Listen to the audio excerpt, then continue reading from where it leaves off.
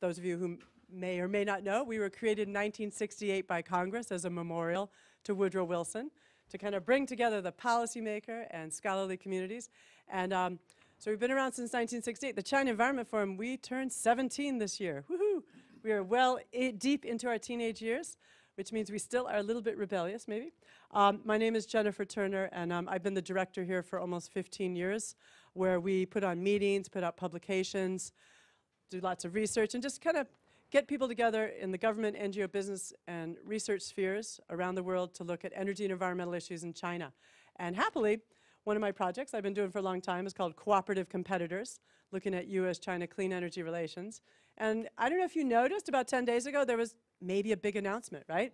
The U.S. and China signed a climate deal, as it's been posed. The big news was that China was going to do a coal cap. And you know, I didn't have time. I was actually going to make baseball caps with the word coal on it for everyone, but I didn't get that. Next time. And now a number of years ago, I was chatting with folks at Natural Resources Defense Council. Two of their representatives are here, right next to me here. And particularly it was you were talking to me about that you were interested in doing a coal consumption cap project. And I had to giggle a bit, thinking like, no, really? It seemed impossible. But we are now talking about China saying that they want to peak close to 2030. And so but the funny thing is, we actually scheduled this meeting before we knew that there would actually be any kind of agreement. So good karma on our part. So we're going to try to dive into a little bit today about what does it mean? What are the possibilities in China for getting a coal cap?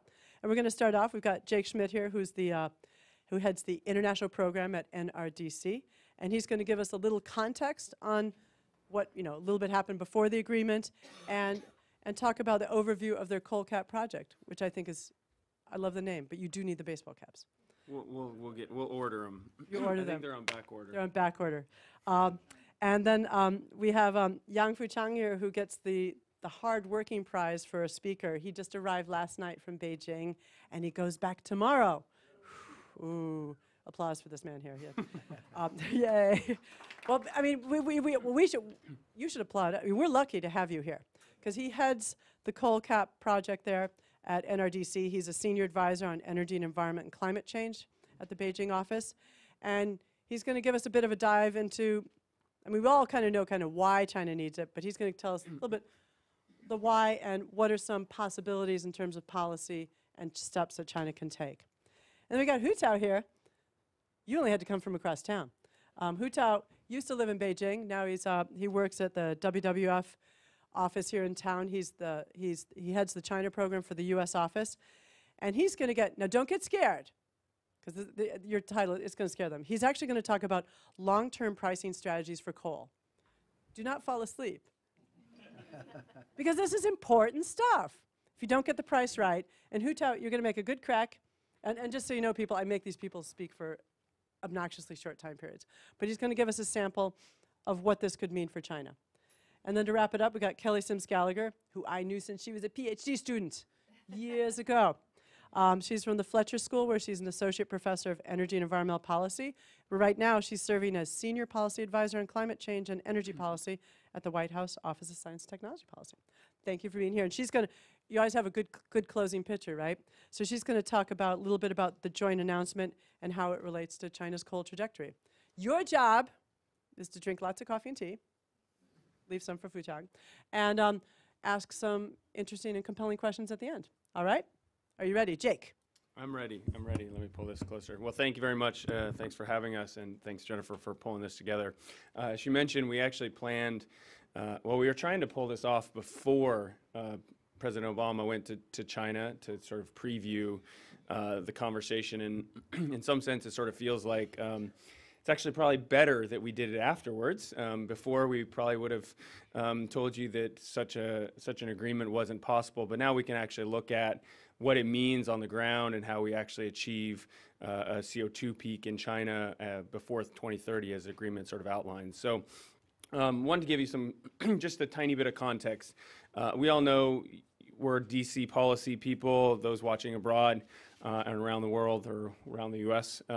Know that for almost 2 decades, the debate in the United States has been around climate change has been centered around sort of 2 critical pieces. One is, what will the United States be able to do, and can it actually move forward in addressing its greenhouse gas emissions and move to a low carbon economy? The second piece has always been sort of termed the what about China piece. So this is the question around whether or not, if the United States took deep and serious action on climate change, would others follow? In particular, would China follow, and would China lead to even increasing emissions, and therefore the U.S. Contribution to reducing emissions would have no impact, or that the United States would be at sort of a competitive disadvantage for taking action? The agreement, just I think 2 weeks ago, should put to bed the second argument quite a bit. If you haven't been realized that China has moved on the sort of biggest clean energy investments over the past couple of years, major energy efficiency agreements, the fact that China is now moving to peak its CO2 emissions and to commit to such a peak in a meaningful time frame, it should put that argument to bed. Obviously, we're seeing in some quarters a narrative around whether or not China's emissions is just, this peak is a business as usual, so I wanted to provide some context on that, and whether or not China can actually lead to this in practice on the ground, 2 critical pieces. So why coal, and why capping coal is a critical piece of that puzzle? The statistics are pretty clear. The vast majority of China's CO2 emissions are a result of coal combustion. They are a major source of its climate emissions, and therefore what you do in coal matters quite a bit in terms of whether or not this CO2 peak is both achievable in the real world and achievable at what we all believe needs to be achieved at a low enough level that we're not driving catastrophic climate change. So kind of an early peak, and whether or not it leads to a peak at a reasonable level. So those are some of the context. So just to give you a little sense, we've seen, I think, interesting narrative about, oh, China's emissions will peak irregardless of whether or not this agreement went into effect. This is, at this point, pretty old data, but what you can see from about 2011, this was all the studies on the table at the time in terms of when China's emissions will peak. And the studies are still pretty much there. There's a growing number of studies. But what you can see is that there was some studies a couple of years ago that showed that China's emissions would peak, but they required them to actually do stuff. The vast majority of the studies that sort of looked at what was business as usual predicted that in most cases China's CO2 emissions would not peak until 2040, sometimes 2050, depending on the studies. A couple maybe had 2030, but most people believe that China's emissions would just continue to grow and grow and grow because even at a point in 2030, the vast majority of their population would still not be sort of living an American lifestyle with, 2 cars and multiple refrigerators and several TVs. And so that's, I think, the context of this agreement. Now, a couple of things have changed since that time frame that changes the trajectory of whether or not China's CO2 emissions will peak. The first is air pollution. I don't have the Fuchan honor of just arriving last night, but I was in Beijing last week for our Cocap workshop, and this was the air pollution monitors near the NRDC office. So this was sort of midweek, was the one on the left. It was about 437 on the Chinese Air Quality Index. 20 is an acceptable level in World Health Organization. And so the left picture is a picture of the CCTV tower at 437. The one on the right is blue sky in China, but it's still at 191, which is significantly above the World Health Organization statistics. So you can see the difference in terms of air pollution.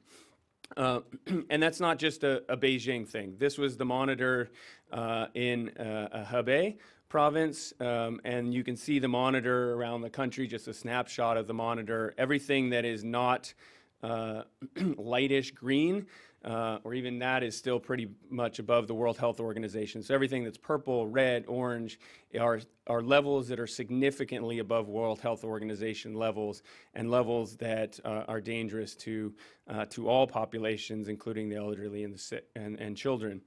So that's I think a context for that. As Jennifer mentioned, about 2 years ago when NRDC started talking about a coal cap, people, even within China, even climate experts said, well, that's a great idea, nice theory, but never going to happen.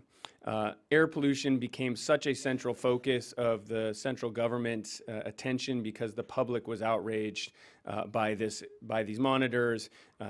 If you live in Beijing, it doesn't matter if you're poor or rich, you cannot avoid air pollution. And so that was a single most important, I think, driving dynamic for why China needs to both deal with its coal consumption and, I think, underlying that, deal with its overall CO2 emissions. Fuchan's going to provide you with a lot more on some of the other dynamics at play, but air pollution is obviously a very big driver of that challenge. So just a little bit on our coal consumption project. As Jennifer mentioned, a little over a year ago, NRDC started to pull together a set of senior climate and energy and air pollution experts in China. This now has 20 leading Chinese government research institutions, think tanks, leading universities, leading leading industry associations to try to focus on an early peak in coal consumption around 2020, with the goal of getting it introduced in the next 5-year plan at a significantly low level. So it's made up of, we have a high-level policy steering committee, a research committee, and a research coordination team, and then experts across 4 different pieces of the puzzle looking at sort of each aspect of the China coal consumption challenge. And for those of you in the room, there's a brochure that has a bit more on each of these pieces. I didn't want to give you too much of the detail. But it's looking at each of the key pieces of the problem. So where would you set a coal consumption target? What's a reasonable level? What does it mean in terms of provincial allocation to each of the provinces? Because we know they're all at different places. How would you meet that in the real world? What's the energy mix and so forth to meet that challenge? What the second strand is, what we term the co-benefits, which makes many people cringe, or at least folks in my organization, because I'm not sure that people, not dying should be a co-benefit, but things like, what are the health implications of dealing with this challenge? What are the air pollution implications? What are the water implications of that work? And I know Jennifer's team's done a lot on that over the years. What are the sort of coal challenges, the jobs challenges as you go forward?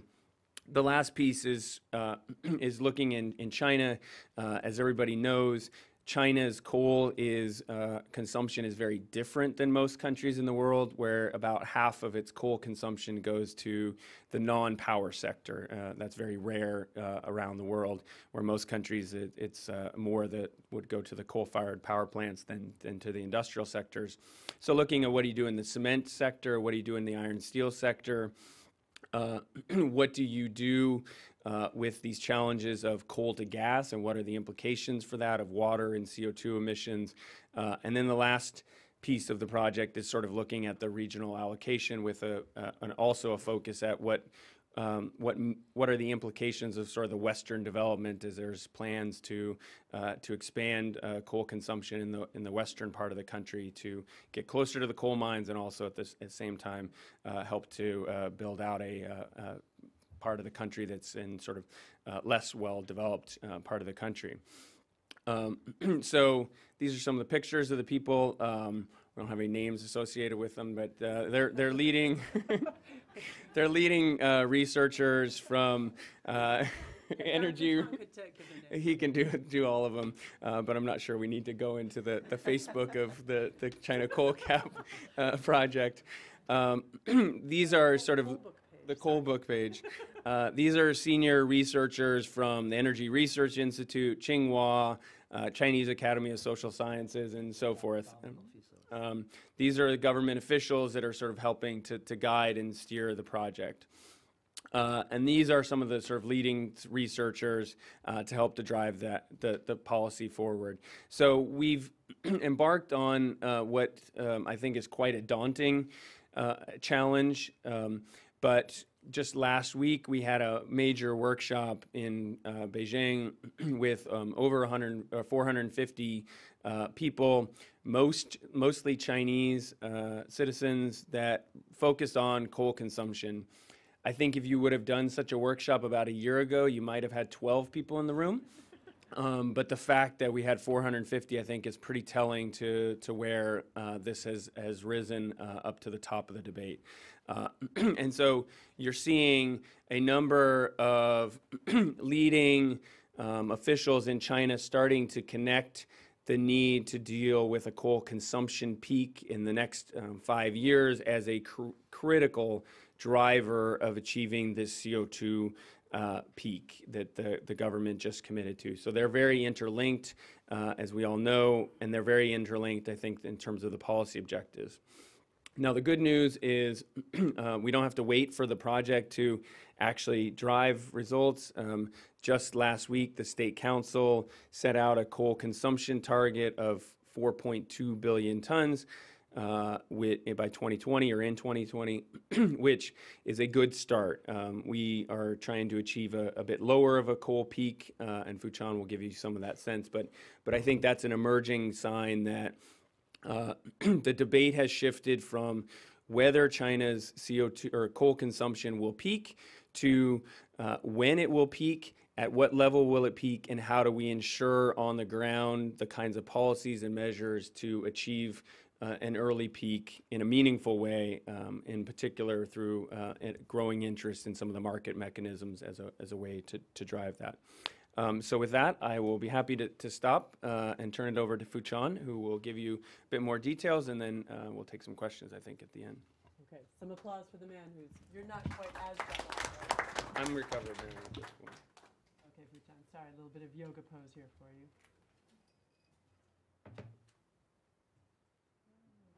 Sorry. All right, this is you. Thanks, Jennifer, and so happy to see many friends here. And I come over yesterday evening, but still this morning is okay, but afternoon I don't know. Maybe jet lag. When I talk something, maybe I mention another things.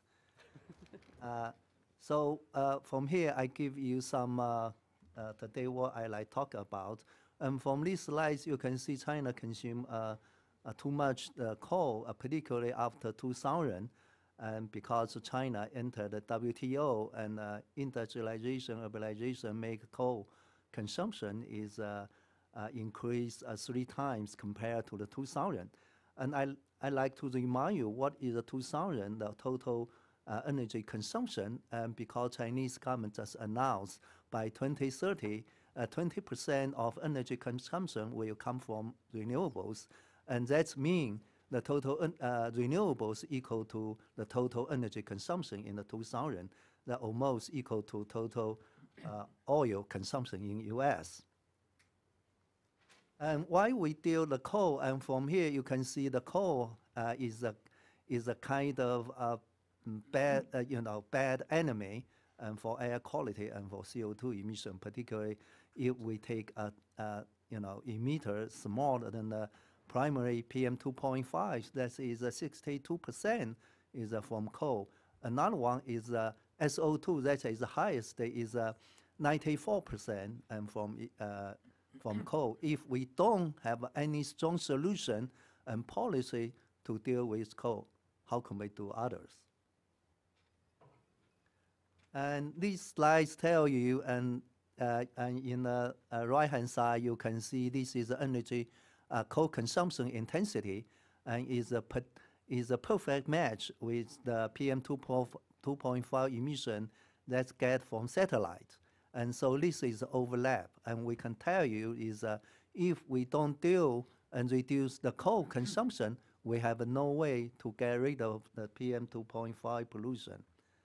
And China, based on our team, we have a study. And for China, 2012, our coal, here is not total energy efficiency. That is coal energy efficiency. I make mistake. And for total energy efficiency is about 36. So that is a 5% difference.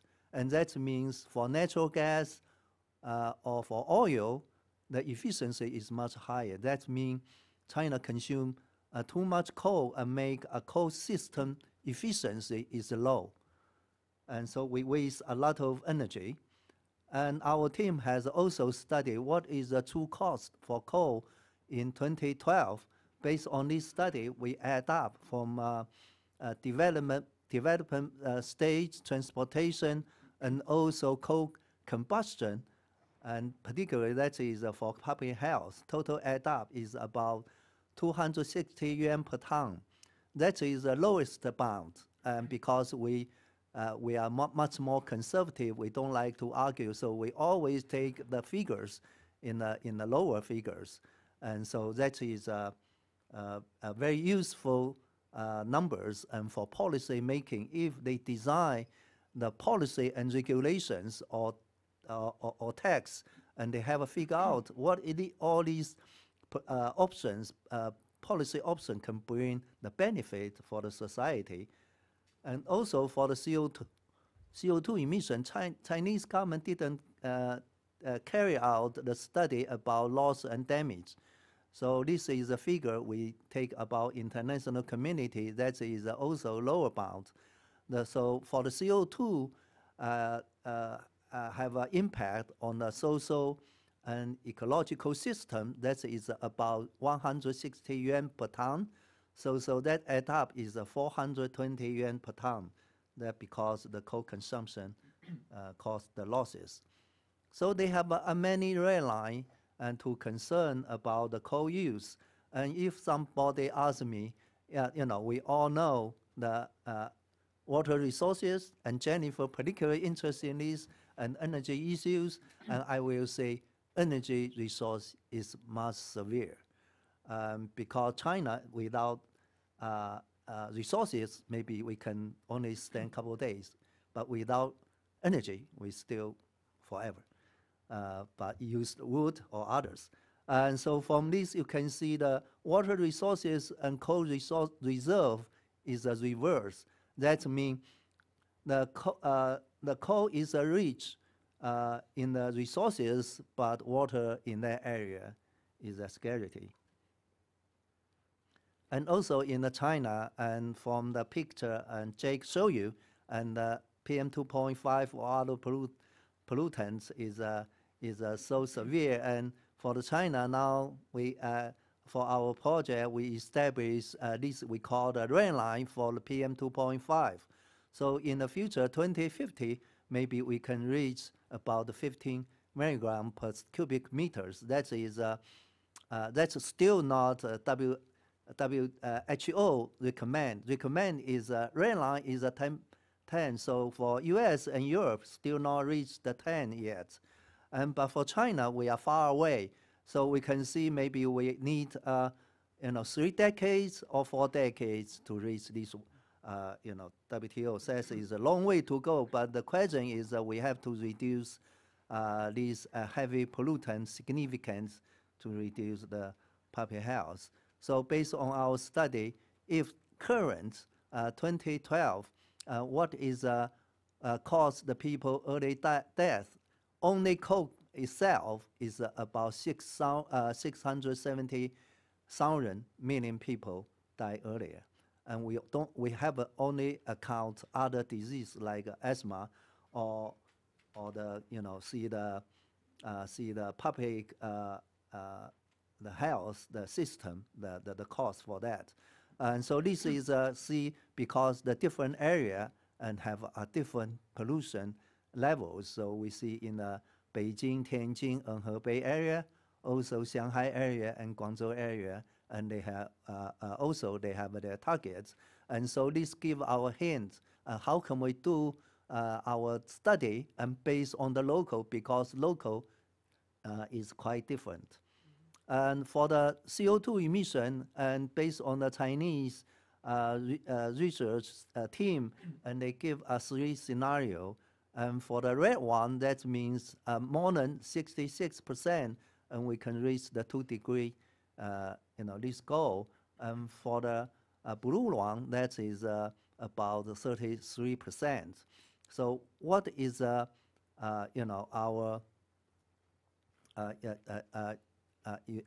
goal? And based on this study, we can measure and what is our goal. And this is give our idea. So traditionally, we only do the top-down. We say national CO2, national coal, or others, and also do kind of this scenario. So for our study, and we don't think that is sufficient or good enough, because first is a very strong driver for reduce the pollutants, and CO2 simultaneously is a pollutant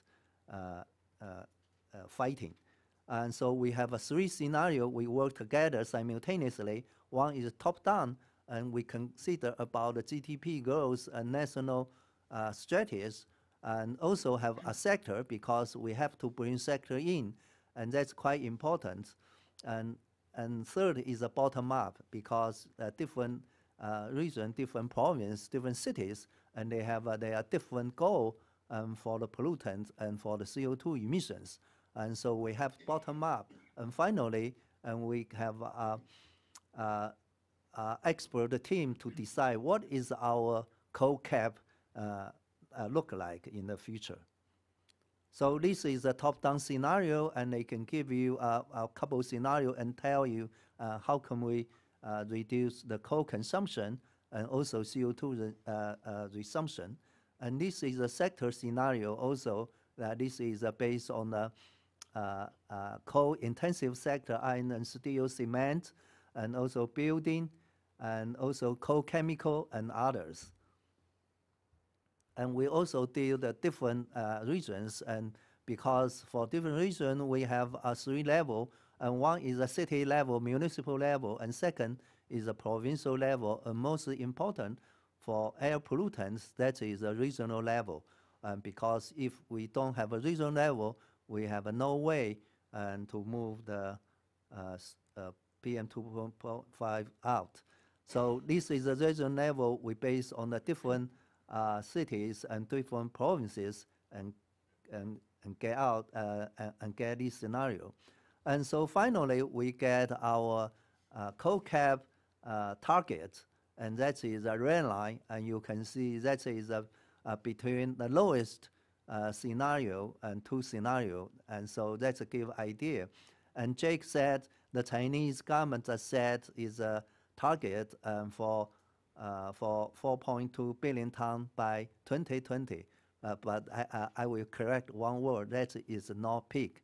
Peak is not there. They didn't mention peak, but in our project we say peak is around 2020. And so our CO2 emission, that is earliest, that is 2025, or probably by 2025 and 2030, between these two periods.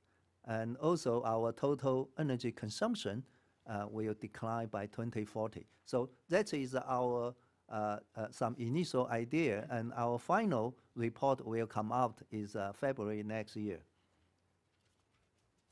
And so we also give primary use, and we like to have a high penetration of renewables. Also is natural gas and nuclear and hydropower or others will come out.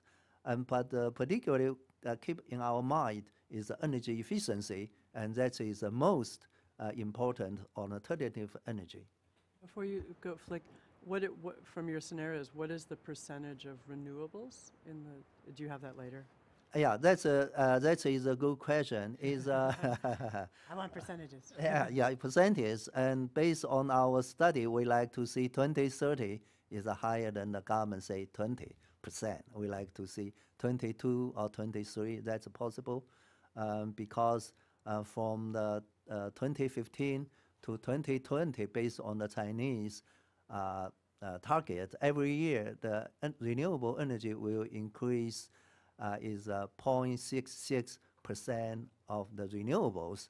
And so in that mean next 10 years from 2020 to 2030, they only increased 5%. So that is a conservative idea. But for the government, usually they don't have a big mouth. Otherwise, if they cannot achieve, and the public will get mad. So I understand, but for ours, we like to see more renewables. And based on the scenario, and you can see is our Cocap is still between the green line and blue line. So is it good enough? No. So we like to go back and see what we can do about it. Even though our CO2 emission peak is about 2025, but we have to use much more measures and policy to get this done. And this is our Cocap, and from left hand you can see our Cocap is much stronger, and then the sector cap is cut a lot from different sectors, and also from regional you can see the top line is their estimate, but our line is lower the line, so that is also bottom up line is much stronger. But I would like to say for the bottom up line is quite difficult because they have a data problem. I will mention it later. And so we also give a different provincial level and Cocap. That's based on their local differences, but we expect that they have a heavy arguments or negotiation or fight between central government and local government if the central government accept our idea. But probably at this moment, I will say our bottom up is a scenario is much valuable because in the central government they only do the top down. That is a no solution, total solution, and for the Cocap. And we also have a municipal, the Cocap. We have a modern is about 300 cities, almost cover all level the land of the China. So all these three cities, we have a different group and also different cities clustering. And so we give them some idea. In this city, you have to heavy care control, and maybe some is reasonable control. Anyway, we have to put cap on all these cities. Otherwise, now Chinese government, the coal consumption will shift to the west. And so totally, the coal cap will not reduce. So in this case, we also give a warning and to the western region, you have to set up the coal right now. Because if you don't pay attention to in the future, it's too late. And so that is give you an idea is the bottom up, the baseline, and our coal control line. You can see the difference and these two scenarios. And from these slides, you can see water is so important. And based on this here, you can see baseline coal consumption cannot meet the water consumption, even for the coal target. But because now Chinese government adopt the most restrict the water requirement, that is the central government say that, but I don't know what is the mean most restrict the requirement for the water in the world. And so in this case, if they adopt water saving, so our Cocap can meet, but our baseline it cannot meet. So that means Cocap is quite important to save the water. And another is when we talk about the coal consumption, so what is the factor we have to deal with? Otherwise, decision makers too hard to make decision. One is the employment and green jobs. and we have to see what is the balance. Now we carry out this study. At our initial study, the green job is more than the job losses in industry in other coal intensive industry. But we will dig more in and see and what is the final result. Another one is because coal consumption is help the Chinese enterprises is more competitive in the international market. How can we increase the coal price? What is that impact on this competitiveness? Now we are carry out this study, and the initial study show us maybe other factor is more important in the energy price in the China competitiveness. And of course, they have some level, some industry and sector have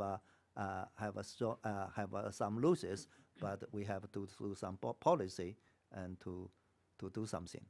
And for the also for the energy security now also is in the top concern in the decision maker. So we have to change this. And coal production baseline and like Wyoming, like West Virginia or others, and they have very strong heavy resistance. So we have to figure out other way to reduce this resistance. So we think is the first is a reform for the energy system, and also is strength the investment in energy savings and alternative energy. And third is establish a new energy governance institution. And this is a 5 years, so we will do these 5 years more detail in the next year. So we like to see our study can be adopted or can be part of accepted by the central government in the 13 years 5 plan. And so we also think is a mandatory and targets and for the renewables, energy conservation and carbon intensity also important.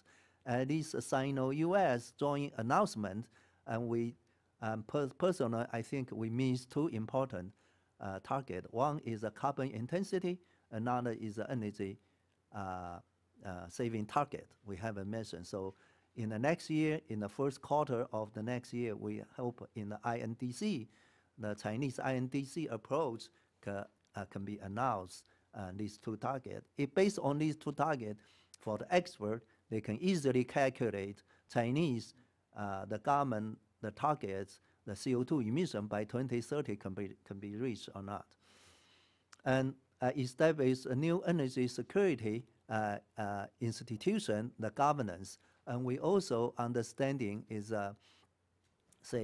because for the landscape of the international market have shifted. The consumption now is a shift to China, to the Asia. So now is the IEA is a loose, will dysfunctional well. Before it is a function well, but now maybe not because India, China, or others, they are not in is a member, is only observer in the IEA. They have no power to vote, to make a decision. And so in this case, and in the Asia, maybe can establish the Asia energy safety agencies can deal that with, except the IEA, will they move office to Tokyo or to Beijing or New Delhi, and to see this is their future concern. Paris is nice, though. Yeah, Paris now, because now is emerging, developing country now is play a major role for the future, the energy consumption. And so the new idea is that we are not say only 2 group, OPEC and IEA separate. We like to see is both party can sit down and talk to each other, and if they have something happen, so we can deal with. And for also for this new agent, we have to take environment risk and climate change risk into account. We have to think the energy efficiency and renewable and other advanced technology, CCUS or other, is quite important for these new agencies. And this new agency is open, transparent, cooperative, and also like to work with IEA if IEA don't have changed their rules. And if they change rules, that is good news. And so we have two key measures and regulations, but I only mentioned two. One is based on the market-based mechanism. But in China, we have a very strong administrative tools and a way to do it, but that is not enough, not efficient, not cost-effective. So we have to do the market-based. And last one is point A, because I don't like to mention too many. And point A is for energy issue, now we don't have a public involvement. For the environment protection, yes, because the MEP, like EPA here, they lack of the capacity, they have more, they welcome the public participation, become a watchdog and to see who is a polluter. But in China, for the energy issue, we never do that. We think now is the time to change this kind of democratic framework, and we like to particularly for public, and first try area is utility, and electricity reaches to every household, everybody. The price or renewable or energy efficiency is the most public concern. So we like to, we call it establish the public round table and to together and talk to the decision maker and utility and see what we want in the future for the future of the electricity. So that is, we have this kind of recommendation. And that is the end of my presentation. If you have any question, I'm happy to answer. Okay, good. Thank you. Is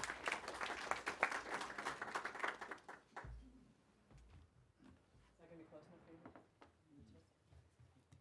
We have a clicker. Okay. So just so you know, we put this PowerPoint online because he had Yang Fuchang. He wanted to fill this baby up with lots of information for you. So you can see that online. And I mean, it's still a work in progress, your Cocap thing, but I can't, you know, he doesn't brag enough for himself. But I mean, this is very significant to have so many government agencies coming together in China to try to wrestle coal to the ground, okay? Can I brag for you? All right. So you're going to get asked him questions later. Now, notably, the number one thing on his, I liked how you had 8 at the end too, right? 8's a lucky number, your little last slide there. But the very first thing on his chart was the question of market mechanisms. I think you had that on there before you knew Hu Tao was coming. So Hu Tao. Thank you. You're going to tell them some stories about getting the price right for coal, right? Sure. All right. Yeah. Thank you very much, Jennifer. Thank you, Fuchang and Jake, for your excellent presentations. And early when Fuchang mentioned after 4 decades, China's PM 2.5 level would be reach the right line, I'm calculating how old I am at that time. Am I still healthy? Am I still alive? At that time, should I go back to China? But the most important, I suddenly said I shouldn't, because at that time, my friends in China at the same age, are they still alive? Maybe they already died because of smoke. It takes too long, you know, to reach the level. We really need to catch up. We really need to speed up to reach the level. Jake early showed the CCTV tower. I show you the Tiananmen Square. See, before and after, APEC blue is so different. My daughter jokes right now is APEC black, not blue now. So we already, as you already learned from our presenters, China has set up the Cocap policy. But the question is how? How can we cap the coal? How can we achieve the goal we set up, the Chinese government set up? That's a question, I think. We get used to, you know, early Fuchang already mentioned the current major tools being used by Chinese government to give the coal cap from central government to provincial government to municipal, one by one to the down to the underground to the companies. But today, I'm from WWF. I'm not a marine scientist, but still I want to mention you know, the management, the simple management of aquarium. See, normally, if we want to have, suppose the management goal is to have more cold fish rather than tropic fish. So a couple approach. One is we let the big fish to control the smaller fish to control even smaller shrimps or other seagrasses. So that's our approach.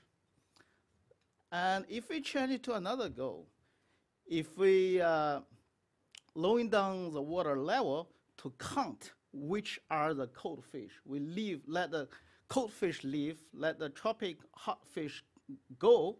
This is another way. But still, another smart cat, no matter it's black and white, maybe it's a green cat, can have another smart way to control the temperature of aquarium. With lowering down the temperature of aquarium, the tropic hot fish, they cannot adapt to the higher temperature. Either they die or they gradually adapt to the cold temperature. Only the cold fish are going to be survived. So think about the Chinese current governing structure. My friend Steve Wolfson from US EPA is here. We talk a lot about the Chinese governing structure. Chinese governing structure actually is exactly like the aquarium management. Big fish controls smaller fish. The central government gives the Cocaps to the provincial government, from provincial government to the municipal government, to the companies. Can we change the way of thinking to change the temperature rather than give the caps, rather than big fish and a small fish approach? The temperature for the Cocap, I found is a co-price. We select the Bohai steam co-price index. This is a very indicative indicator to measure the co-price in China, for short, called BSPI. This is a co-price in the past 8 years. It looks like the co-price up and down, right? But if you calculate with inflation rate, you found the co-price is getting cheaper. See, this is 2014. We got an updated co-price exactly last week even. Look at the co-price. Now it's even much lower than 8 years ago with inflation rate. For the company, what should they do? I tell you the true story of my friend. He's a manager, general manager in the coal-fired power plants. I visited him this year after luxury dinner with Chinese liquor. Both of us are about half drunk. I raised a couple of key questions. That, you know, the reason is I want him to tell me truth. That's most important. And I asked him, see, the coal price is getting lower and lower, but another side, you know, government give you the Cocap quota. You cannot use too much coal, but how can you develop your company? He said, tell you the truth. We actually have another investment plan to have the new phase to invest our coal-fired power plants. I said, why? Because there is a Cocap policy. Why you still have the new phase? He said, listen, the coal price is getting lower and lower. We still, you know, investment still ensure we can get a revenue. Why should I follow the Cocap policy?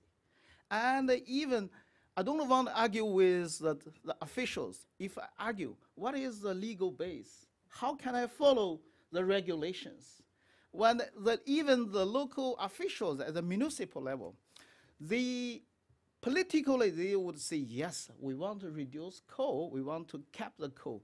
But in reality, they thought, hey, we company can contribute a lot of tax contributions, tax income to the municipal government to solve their employment problem. Why? They actually, the municipal government officials, they have really no incentives to have the Cocap unless the provincial government supervise and monitor them. Otherwise, they don't have to do so. So that's a question, you know, for the companies. One side is the low coal price, another side is Cocap regulations. Which one should they follow? Because the coal price is getting lower, they should use more coal. Because of the Cocap regulations, they should use less coal. They're really in dilemma. And another secret I got from him. I asked him, why don't you show me, you know, go to your central panel laboratory to see your desulfurization equipment. So I'm really curious about how much sulfur being desulfured by your equipment. He said, oh, yes, let's go. When we went to the central plant monitoring laboratory, actually meter is fixed.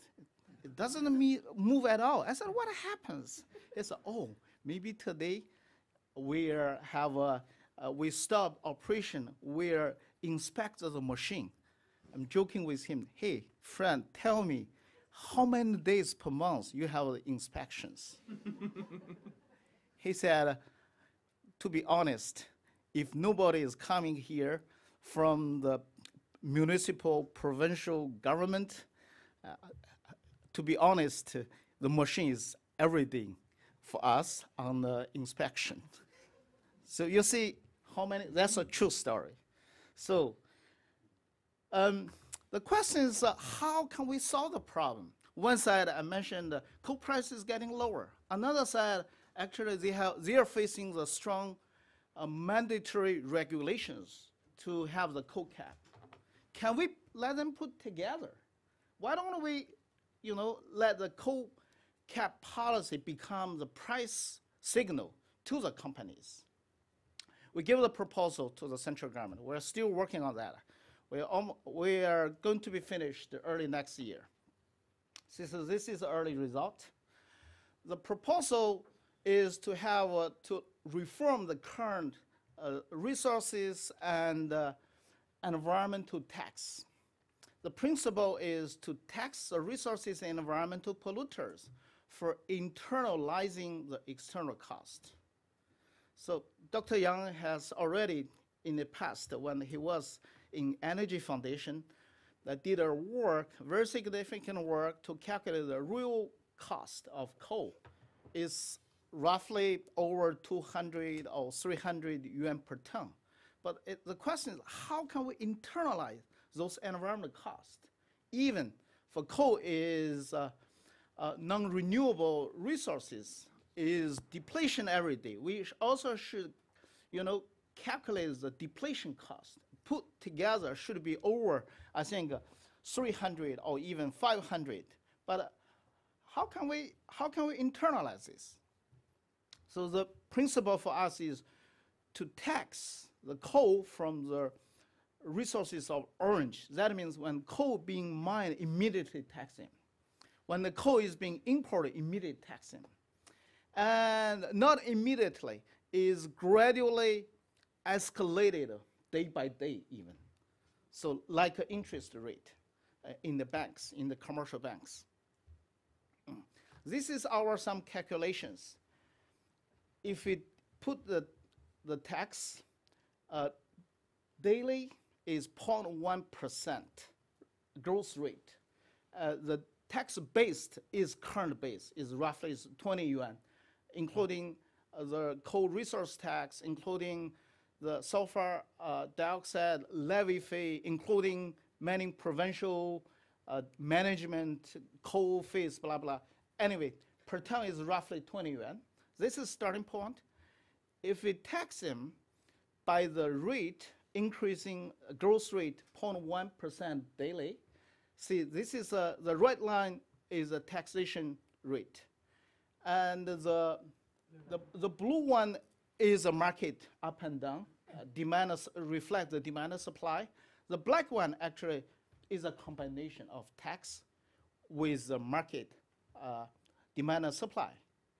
But if we have a more stringent, stronger taxation rate, is not is 0.15% daily, the curve is dramatically changed. You see, the coal price is getting much higher. Even if we charge the coal 0.2% daily at the increased rate. So you see that will very dramatically change the coal price. Of course, you're going to ask the feasibility question. So I have no time to go through. Later I tell you what. It is feasible. It's feasible. And that's the Cocap. Yes. This is the three different taxation rate scenarios. See, with this proposed tax, coal resources environment tax, actually the coal price is very different. It's dramatically changed the current pattern. So think about the companies, my friend in the company. Are they going to invest the coal-fired power plants? They see the coal price is getting very high in 5 or 10 years. They said, no, I want to shift to renewable because relatively renewable is getting lower. They can invest now, not 5 or 10 years later. So I'm an environmental economist, but this time I found out what I learned most is not from environmental economics. Is from so-called behavior economics. So you see the investors would change their behaviors now rather than 5 or 10 years later. We have some simulated result for the air quality by computable general equity model, for short called CGE model. We calculate the sulfur dioxide and NOx emission elasticity of coal price. Is roughly 0.2 to 0.4. And for the scenario 1, so the coal price is getting higher, but not a very sharp compared with scenario 2 and 3, but still within 5 years, the coal price is getting 12.4% higher. And that actually can automatically in the model, the companies can change, even including consumers, change their behaviors. That would reduce sulfur dioxide 2.5 to 5%. That's roughly, that's lower than a 5-year plan, but within 10 years, you'll see that is much more significant, much higher than the China's 5-year plan within 10 years, actually.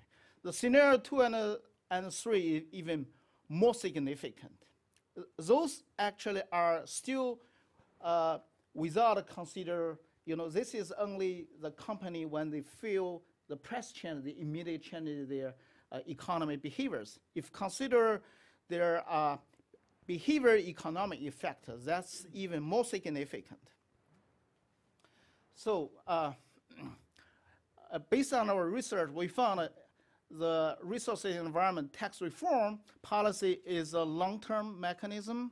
It reduces both carbon and air pollutants. It's reduced governmental administrative cost a lot.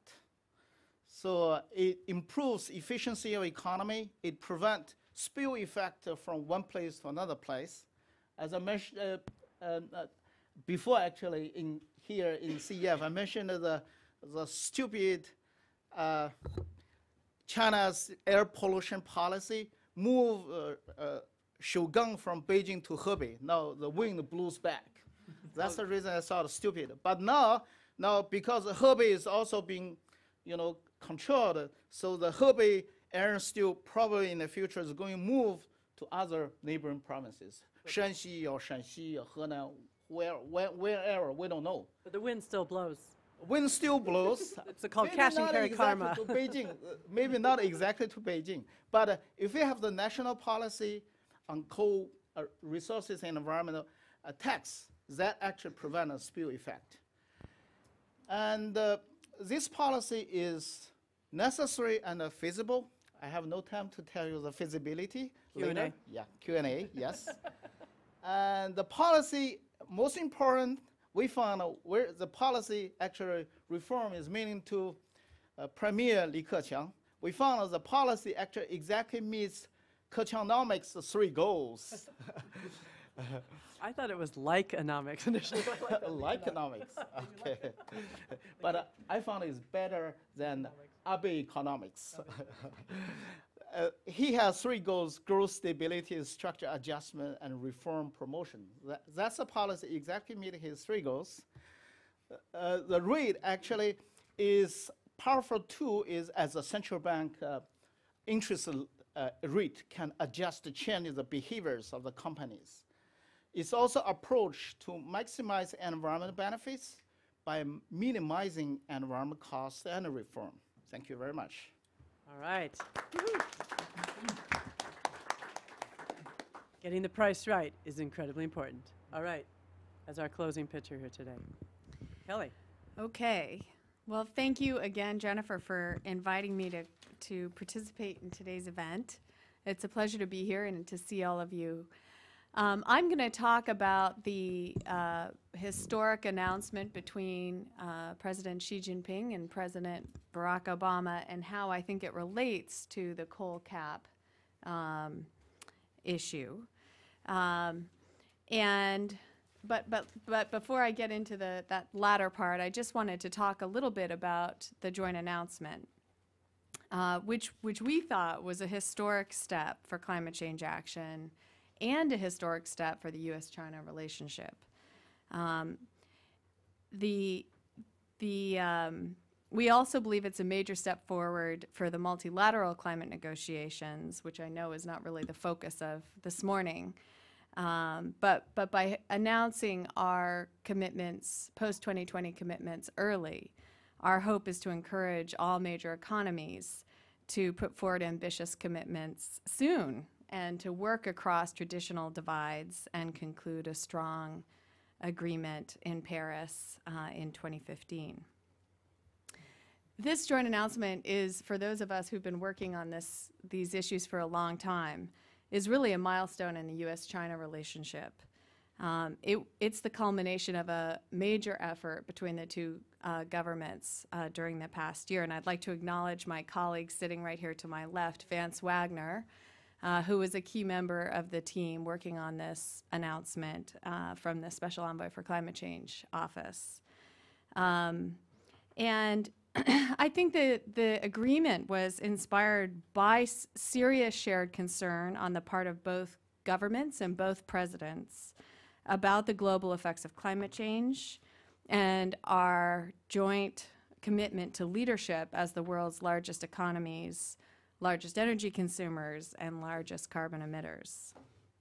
I'm sure you're all familiar with the numbers now, but let me just quickly summarize that the United States set a goal of reducing our net greenhouse gas emissions to 26 to 28% below 2005 levels by 2025.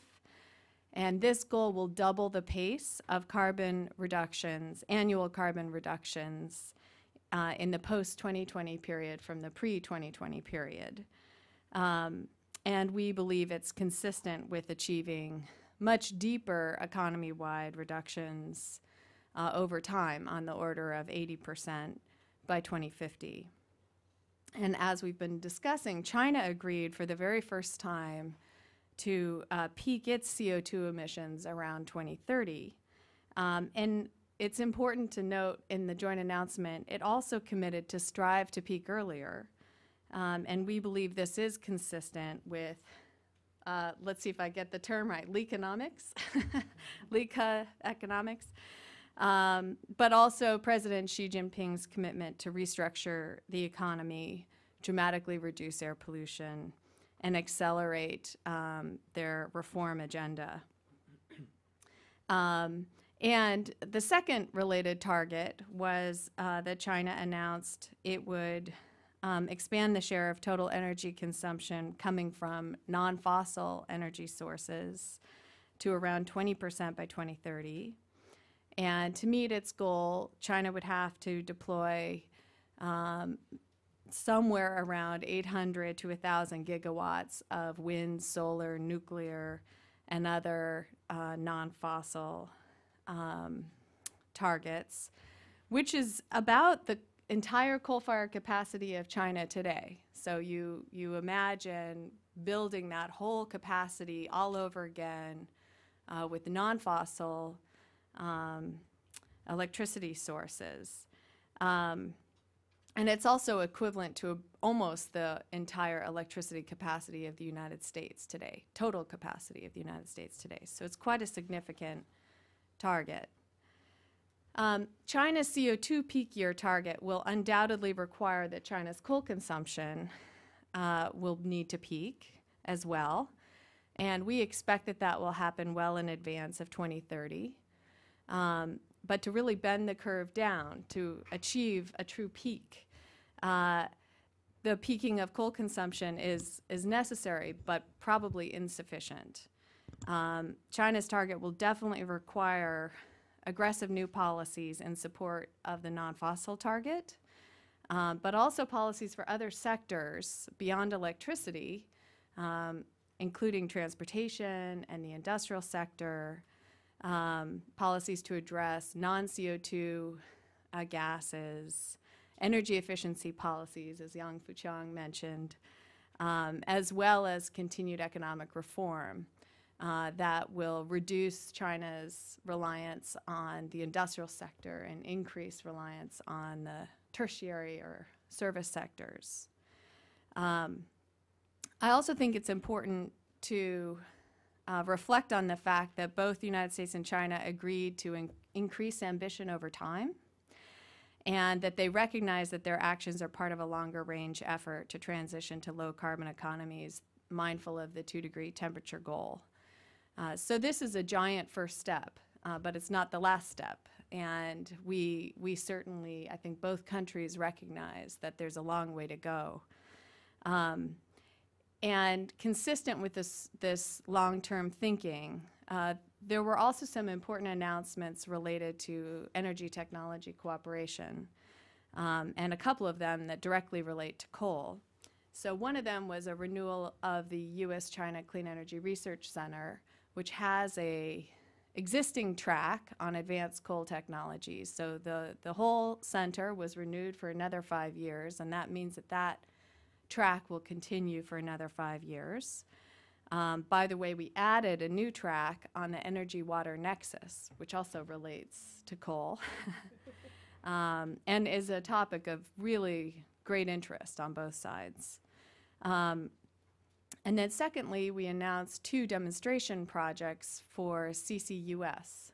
So the first is actually just CCS, a carbon capture and storage project. And this is going to be the very first large-scale, commercial-scale carbon storage project. It will be physically based in China. It will be a joint project led by the United States and China, but will invite countries who are participants in the Carbon Sequestration Leadership Forum. And it will also be a public-private partnership. And so participants from the private sector will also be welcomed into this project, which will be done under the auspices of the Climate Change Working Group, which is managed on the U.S. side by Vance.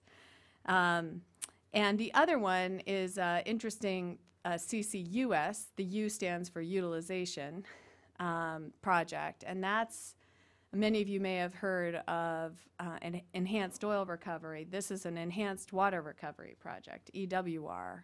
And the idea is to inject CO2 into a deep saline aquifer and recover water that could be used for industrial purposes or desalinated, and keep most of the CO2 underground. And that will also be located in China, but exploration is underway for a sister project in the United States. So I'm sure everyone's anxious to get into the Q&A phase. So let me just conclude by saying that we believe this announcement sends a clear signal about the commitment of the 2 largest economies to a low-carbon future. And importantly, and to the sort of market points you were making, these collective announcements will create a huge market for investment and innovation in clean energy technologies and services over the coming decades.